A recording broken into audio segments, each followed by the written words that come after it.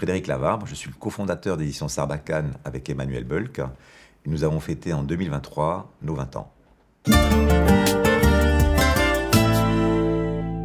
Alors j'écrirai passion, création, adaptation. Alors le premier mot, passion, c'est un mot qui recouvre en fait une énergie, une envie.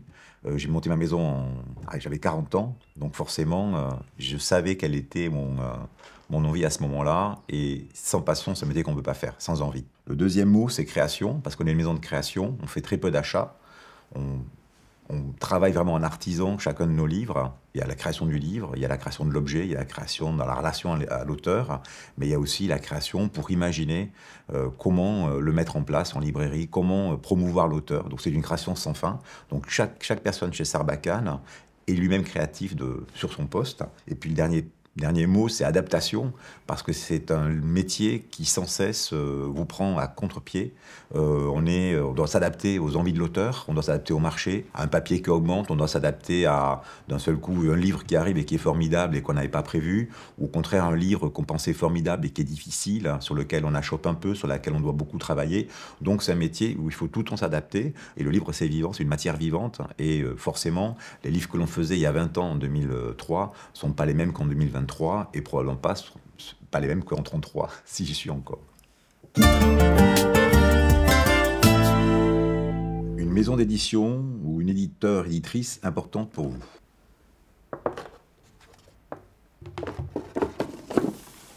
Je dirais Emmanuel Bulk, qui travaille avec moi depuis le début, qui est cofondatrice de la maison, parce que en fait, c'est vraiment une association entre elle et moi de quelqu'un qui venait du texte. Elle était traductrice d'anglais et de russe, et moi j'étais graphiste. Et donc moi, je veux dire, j'étais la partie image de l'iceberg. Et je pense qu'à tous les deux, on a pu monter cette maison parce qu'on avait deux compétences différentes, deux sensibilités différentes. Et puis avec le temps, moi je me suis rapproché de l'image, du texte, pardon, et elle de l'image. Et chacun a fait ce chemin ensemble. Et alors, moi j'attends, c'est le livre symbole de notre travail au tout début. C'est ce livre en fait qui nous a indiqué qu'on pouvait et qu'il fallait faire les livres qu'on avait envie de faire, et pas ce qu'on croyait qui allait marcher ou qu'il fallait faire. Et ce livre-là, il est né d'une rencontre avec David Ecali. On est en 2000, tout début de la maison d'édition, on a quelques livres au catalogue, et David Ecali se pointe avec une boîte comme ça, avec il sort plein de projets, et dedans il y avait un tout petit projet, et c'était Moi j'attends. Et puis ce livre-là, on l'a travaillé, elle a travaillé le texte à David Ecali.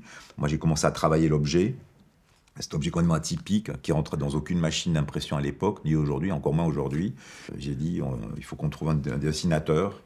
Je ne connaissais pas Serge Bloch, je l'ai contacté, on l'a contacté avec Emmanuel, et puis Serge a accepté de le faire, et puis, mais il ne savait pas comment aborder ce livre.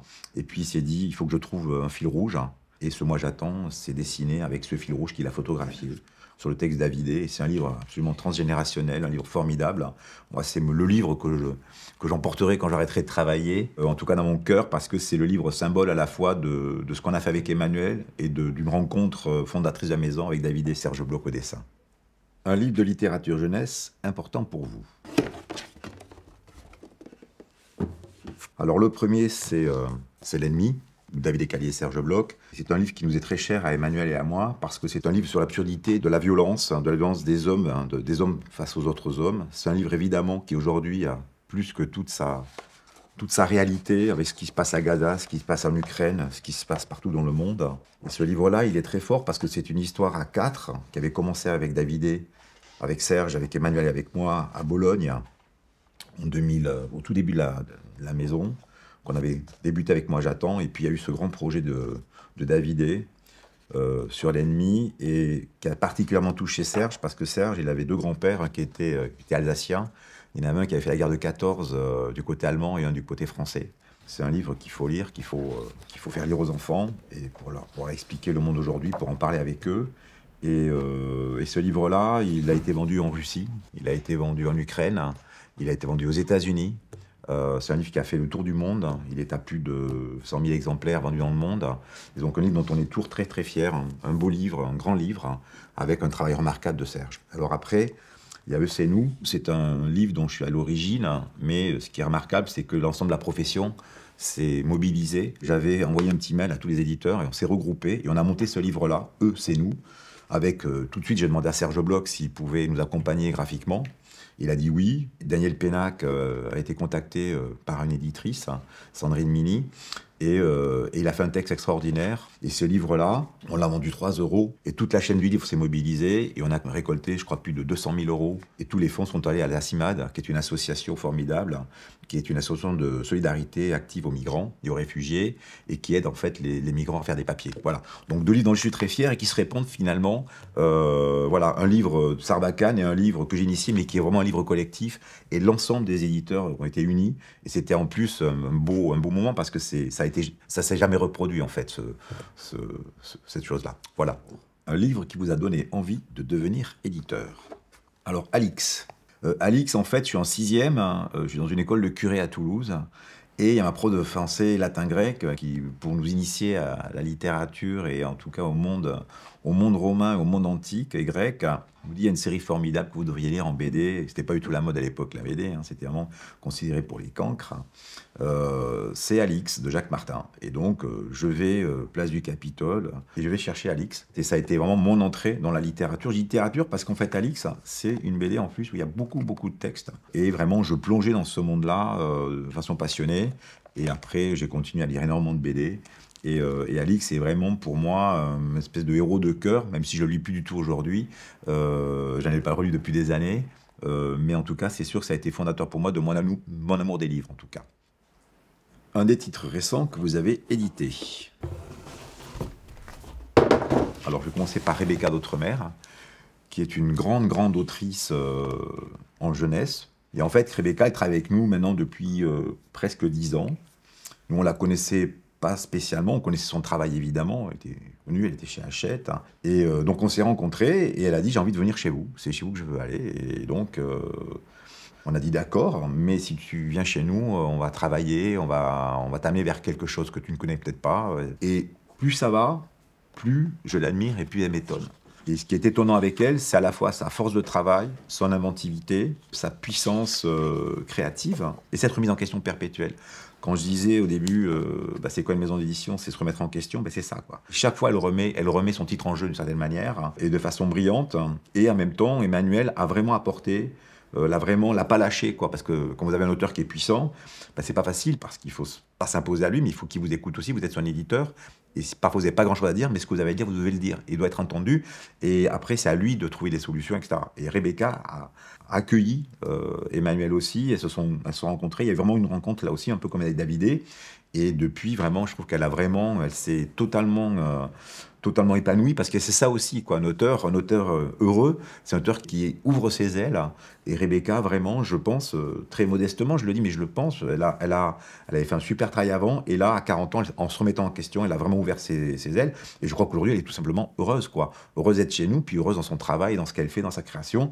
Et pour un éditeur, évidemment, il n'y a rien de plus génial qu'avoir un auteur qui est heureux dans la maison dans laquelle il est. L'autre exemple d'une autre grande autrice qui est plus récente chez nous, c'est Hélène Husdin. Hélène Husdin, pour moi, c'est une rencontre incroyable. J'ai reçu ce projet par mail un matin, et l'après-midi, je l'appelais. Et là, moi qui suis quelqu'un d'assez interventionniste avec les auteurs, Emmanuel, je pense, laisse plus venir. Moi, je suis assez dirigiste quand même, j'ai des convictions. Et là, elle m'a appris de lâcher prise. Elle a un tel talent, elle a un tel univers, et elle a fait ce livre, qui est un livre absolument extraordinaire, tant du point de vue visuel que du point de vue de l'écriture, de la narration. Elle n'avait jamais fait de BD avant, et elle a fait ce livre-là, René au bois dormant, qui pour moi est un chef-d'œuvre. Voilà, je suis en train de faire une BD avec elle, là, qui va sortir l'automne prochain, où elle se réinvente à nouveau, et il n'y a pas une planche que je reçois qui me comble pas de bonheur, quoi. Donc ça, c'est comme Rebecca, quoi. Chaque fois que je vois une planche de Rebecca, chaque fois que je discute avec Rebecca ou que je discute avec Hélène, c'est formidable, parce que des gens qui vous montent, hein, et c'est joyeux. Un livre que vous avez édité particulièrement important pour vous. C'est un livre de Max Ducos, Jeux de piste à Volubilis. J'étais aux Arts Déco, j'étais membre du jury, et puis il y avait un jeune homme qui est venu présenter un projet qui s'appelait Volubilis. Et il a présenté son projet de façon remarquable. Je lui ai dit, tiens, ce serait bien que tu viennes le présenter à Emmanuel. Viens nous voir chez Sarbacane. Et depuis, on publie Max. On a une quinzaine d'albums avec lui. Et pour moi, Max, il a ça de singulier, que pour moi, c'est l'auteur jeunesse absolu. C'est-à-dire que il fait une proposition de texte qui est toujours sous le mode de l'aventure, avec l'enfant au centre, mais en même temps, il y a des strates, hein, des niveaux de lecture incroyables. Puis surtout, c'est un auteur hyper intelligent, hyper généreux, et qui n'écrase jamais son lecteur. Max est un ancien cancre qui a beaucoup souffert d'être stigmatisé par les profs, de ne pas comprendre, etc. Et il a vraiment ce rapport à l'enfance qui est unique dans notre maison et qui est assez unique en tant que personne. Voilà, c'est quelqu'un qui est extrêmement riche, singulier, particulier, et quelqu'un pour qui j'ai beaucoup d'admiration et que je remercie beaucoup pour tout le travail qu'il nous a donné. Et Le silence de l'opéra, ça c'est un livre fou qu'on a fait il y a très longtemps. Et j'ai vu un garçon, Pierre Créac, qui avait fait un projet, Le silence de l'opéra, qui était un projet complètement fou, avec l'opéra au centre, avec des systèmes de flaps, il avait fait une espèce de maquette monstre, absolument infaisable en publication. C'est un vrai pari d'éditeur aussi, quand on était une toute petite maison, on n'avait pas beaucoup de moyens. Donc voilà, donc c'est la même période que Max Ducos, voilà. Et là, vraiment, c'est le plaisir de la création à l'état pur, où on rentre dans un univers d'un auteur, sur un livre impossible à faire, et qu'on va faire avec lui. L'archive surprise choisie par l'heure joyeuse. Alors magnifique, ce sont des originaux dont je vais sortir avec beaucoup d'attention. Et il y a le livre original qui est là. Visiblement, c'est du néerlandais ou du flamand. Enfin, je ne parle pas néerlandais ni flamand, mais je crois que c'est ça. Alors, je vois un peu pourquoi l'heure joyeuse a choisi ça. Pour à la fois la dimension petite enfance dessinée et puis une forme de bande dessinée, de cases. Et on voit le travail qui a été fait par cette autrice, travail remarquable, hein, dans une sorte de gouache, ces années 30, hein, visiblement. Et on se rend compte à quel point on ne se réinvente pas complètement. On vient toujours de quelque chose, les auteurs, les dessinateurs. C'est hyper contemporain. C'est-à-dire que je recevrai un projet comme ça aujourd'hui, je pense que je le publierai. Alors, il faudrait lire le texte d'abord. Mais en tout cas, du point de vue graphique, c'est hyper séduisant. Et vraiment, c'est superbe. Donc, c'est une très belle découverte pour moi. J'en suis très content. Et ensuite, pour Sarbacane, je souhaite que ça reste une maison de création, qu'on continue à faire de beaux livres, que le financier ne nous oblige pas, ne nous contraigne pas. Je souhaite qu'on puisse accompagner les auteurs surtout, et je souhaite continuer ce compagnonnage avec eux et proposer des créations comme Moi j'attends, comme René au bois dormant, comme Jacominus, comme Volubilis. Voilà ces livres que moi j'ai adoré faire en équipe avec Emmanuel, hein. Et voilà, continuer juste ça me suffit.